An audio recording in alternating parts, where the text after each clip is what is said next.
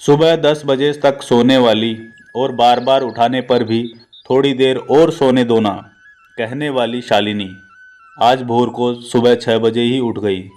इतना ही नहीं, उसने सबके लिए चाय बनाई, पेपर लेकर आई, बगीचे में पानी दिया और पापा को सुबह मॉर्निंग वॉक के लिए भी उठाया।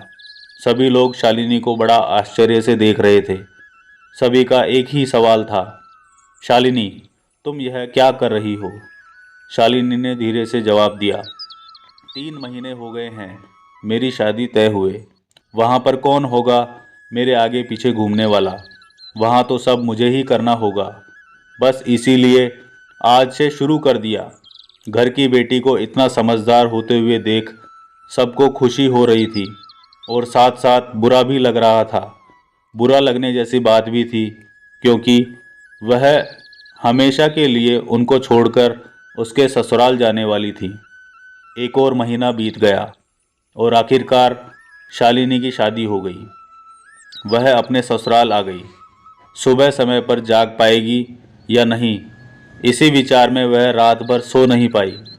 सुबह होते ही उसने नहाया और पूजा की और खाना बनाने की तैयारी करने लगी। वह सोचने लगी कि आज खाने में क्या बनाया जाए जो बड़े और बच्चे दोनों को पसंद आए। तभी पीछे से एक मीठी आवाज़ आई। शालिनी ने पीछे मुड़कर देखा तो उसकी सासू माँ थी। अरे बेटा, इतनी जल्दी क्यों उठ गई? शादी की भाग दौड़ में थक गई होगी, ऊपर से घर वालों की याद भी आती होगी और मैं जानती हूँ रात को ठीक से सो भी नहीं पाई होगी। ऐसे तो तुम्हारी तबीयत खराब हो जाएगी। शालिनी मन ही मन सोचने लगी, मेरी सासू माँ तो बिल्कुल वैसी नहीं है जैसी मैं सोच रही थी। मैं तो डर के मारे कितने दिनों से सुबह जल्दी उठने का प्रयास कर रही थी। यहाँ तो परिस्थिति बिल्कुल अलग है। शालिनी ने कुछ काम खत्म ही किया था कि तभी सासू माँ ने आवाज़ दी, बेटा इधर आओ, देखो तो सही मैं क्या बना रही हूँ। मटर पनीर, पराठा और गाजर का हलवा। अरे वाह, यह तो सभी मेरी फेवरेट डिश है। शालिनी बोली। उसे तो कुछ समझ में नहीं आ रहा था। उसे लग रहा था जैसे यह सब सपना है। शालिनी को एहसास हुआ कि यह सपना नहीं, सच है। सासू माँ ने कुछ कहा। शालिनी सुन नहीं पाई। वो थोड़ी डर गई।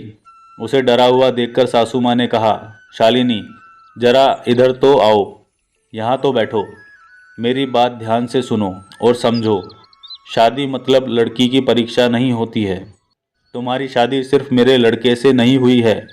जितनी जिम्मेदारी उसकी तुम्हें खुश रखने की है, उतने ही हम सबकी भी है। हमने तुम्हें घर सिर्फ काम करने के लिए नहीं लाए हैं। तुम्हें क्या क्या आता है या तुम हमारे लिए क्या कर सकती हो, यह सब देखने के लिए तो बिल्कुल नहीं। और हम तुम्हारी आज़ादी भी तुमसे नहीं छीनेंगे। अगर अपनी बात करूं तो मुझे सिर्फ एक अच्छी फ्रेंड चाहिए थी। मैं बिल्कुल नहीं मानती हूं कि बहू ने सुबह सुबह जल्दी उठकर पूजा पाठ करना चाहिए। और मैं यह भी नहीं मानती हूँ कि बहू को बहुत अच्छा खाना पकाना चाहिए। शादी का मतलब तुम्हारे सपनों का बलिदान बिल्कुल भी नहीं हो सकता। बल्कि मैं तो कहूँगी कि शादी का मतलब तुम्हारे सपनों को और ज़्यादा ऊंची उड़ान देना होना चाहिए। हम सब हमेशा तुम्हारे साथ हैं, हर दिन, हर पल। शालिनी की शादी को अब 10 साल बीत चुके थे। इन 10 साल के सफ़र में उसने जो अनमोल रिश्ते कमाए थे, उनमें से एक थी माँ। जी हाँ, वही सासू माँ जो अब उसकी माँ बन चुकी थी। शालिनी ने अपने जीवन में काफ़ी उतार चढ़ाव देखे थे, लेकिन उसके मन में यह एक सोच बहुत पक्की बैठ चुकी थी कि जब भी उसके लड़के की शादी होगी और वह घर में बहू लाएगा, तो वह भी अपनी सासू माँ की तरह ही अपनी बहू के साथ व्यवहार करेगी। टीवी सीरियल में सास बहू को दिखाया जाता है, वह वास्तविकता है ऐसा बिल्कुल नहीं है। समय के साथ लोग बदलते हैं, लोगों के विचार बदलते हैं। कुछ गलत लोग जरूर जीवन में आते हैं, लेकिन सभी गलत हो ऐसा जरूरी नहीं। आखिर में यही कहूँगा कि बहू मतलब बेटी भी होती है। गलतियां तो हर किसी से होती हैं, इसलिए बहू के साथ भी वैसा ही व्यवहार करें जैसा खुद की बेटी के साथ करते हैं। धन्यवाद।